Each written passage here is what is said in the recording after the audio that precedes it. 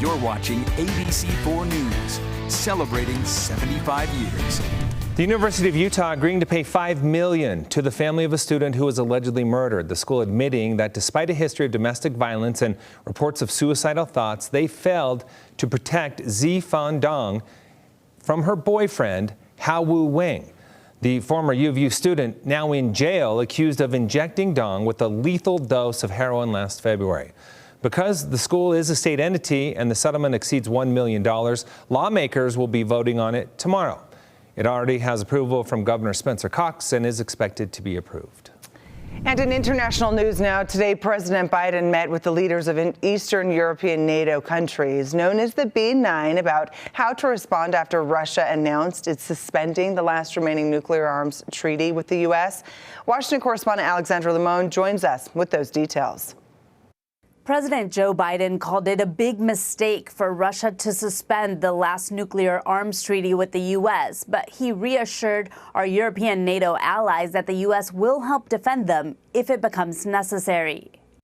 And you know better than anyone what's at stake in this conflict. President Joe Biden offered reassurance that the U.S. will continue to be a strong NATO ally and offered thanks to the leaders of Eastern European NATO countries who've also stepped up to help Ukraine. Together, we'll continue our enduring support for Ukraine as they defend their freedom. The presidents of Poland and Romania said the meeting served as an in-person strategy session. What we wish to do today is to think together among closest allies about our next steps. We must continue to stand firm in delivering on our commitments to support Ukraine. While there's no denying the hardships created by Russia's attack, The war has brought nothing but suffering and despair.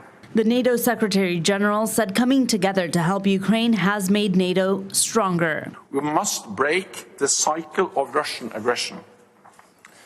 NATO allies have never been more united. President Biden emphasizes that the fight isn't just to defend Ukraine, but also global democracy. Article 5 is a sacred commitment the United States has made. We will defend literally every inch of NATO. And although Ukraine isn't a part of NATO, NATO allies have said they fear that Russia won't stop with the invasion of Ukraine if it wins this war. In Washington, Alexandra Limon. Time now for Utah's most accurate forecast with Alana Brophy. Weather rates certified 11 years in a row. All right, Utahns digging out today, and it is just a ton of snow across the state. You called it, Alana. You gave us every warning, and I woke up and was like, she was right. Shovel, shovel. It doesn't make it any easier, though. I know. I'm sorry. I know. Everyone's like, I was done with winter. No, winter wasn't done with us, as you can see along the Wasatch Front and really throughout the state. Great video coming out of South Jordan, where we were dealing with snow continuing to come down this morning, this afternoon, with windy conditions. 20 inches picked up at daybreak. Goodness. That video tells a story, but you really see that throughout the state. This is a look at Hilldale. Yeah, Hilldale, Utah, where the snow was coming down and sticking. Thank you to Sam for sending it our way. Big flakes there. So throughout the state, we were dealing with impacts, and they're still out there tonight. Our winter storm warning holds on until 11 p.m. You see that in pink for the Wasatch Front. It encompasses all of I-15, so everything in pink until 11 p.m. Winter weather advisory down towards Kane County and the southeastern portion of the state and the Uinta Basin. That also will hold steady until tonight. So eventually things will quiet down, but not for long. Scattered snow showers in the forecast. They're out there right now, and they're going to stay there. We can see over towards Panguitch, St. George dealing with some rain.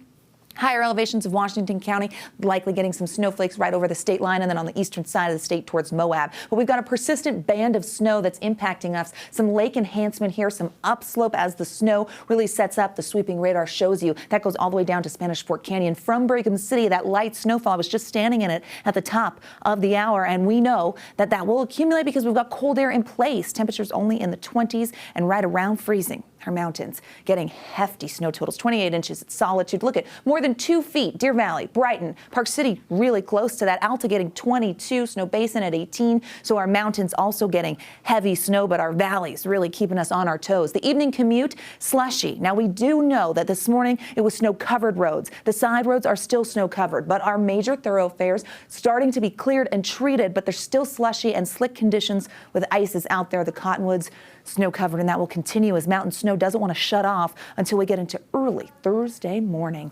Satellite radar shows us that persistent band, and you can kind of see where that occluded front is. The system is exiting the region, so it's moving to the east slowly, and we will see activity wind down. But then we have another storm on the way. Our wind alerts just cleared, so we've quieted down on the wind front, but gusty conditions for the overnight. 72-mile-per-hour gust in Parowan. Okay, Futurecast shows us where we've got that boundary, and that's going to move. We do have the chance of some snow heading into tonight and early tomorrow morning in southern Utah, Washington County included. Snow for Cedar City as well. Up north, we have the chance of some lake enhancement there at 2 a.m.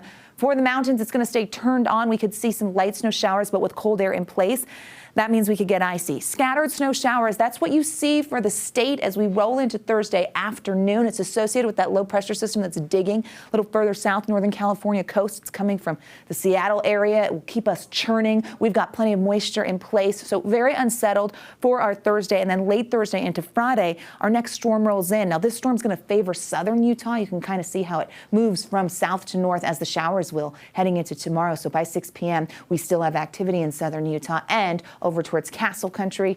So very active conditions. Can't rule out some snow showers from northern Utah as we close out the work week either. Big totals. Can you believe this storm? The most snow Salt Lake's ever seen, 14 inches in one day. We're close, 20s and 30s for tomorrow. Teens in Vernal, below freezing in Delta, low 40s in St. George. As we zoom in, you find your city and you're going to notice those numbers getting cold tonight. Single digits in our mountain valleys. Park City picked up 14 inches of snow here, 18 for the low in Salt Lake. Cold start to the day, icy start to the day, and sloppy in areas as it is tonight. There's a look at southern Utah where active conditions hold on. Our next couple of storms will favor the south, which is why you see mixed precipitation on Friday, straight snow for Thursday, and the chance of rain through the weekend.